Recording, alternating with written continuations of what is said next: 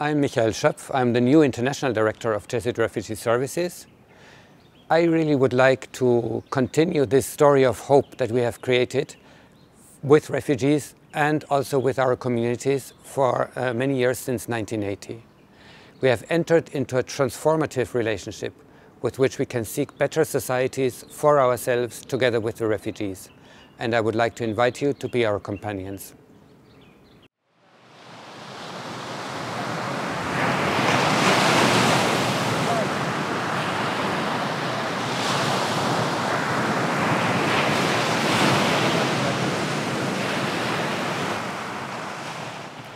We are here at the beach in Aceh, Indonesia, and we see the boat with which more than 150 people arrived. One of the village leaders decided to welcome them and not to push them back. He protested with his own government so that people could be welcome here. This is also where JRS starts.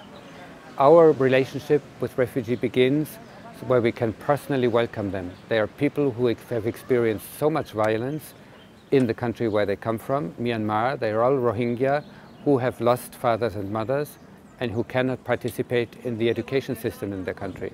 And they have experienced the same violence in Cox's Bazar, where they had been refugees, and it was not possible to survive in this camp. We are here in a camp for new arrivals, people who recently came to Aceh. It's a closed camp, where JRS really tries to accompany, serve and defend their rights. The accompaniment is really coming almost every day to share their daily concerns and be helpful on an emergency basis.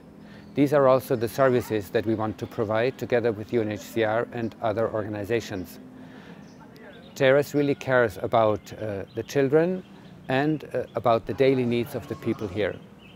It's also a closed camp. No one should be locked up just because he or she is a refugee.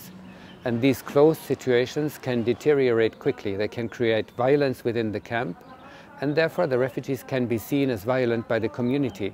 But they are not. They are put into these conditions, which necessitates the advocacy in order to give access to them, to the community. We are visiting two families who are already in Jakarta. They left the temporary camps and they are living in the middle class and poorer communities of Jakarta area. The way they are received in Indonesia is they can stay here, but they have no access to social services and they have no right to work.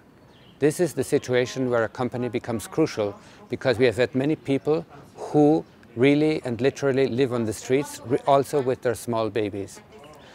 We try to provide emergency aid, but more than that, we try to listen to their situation.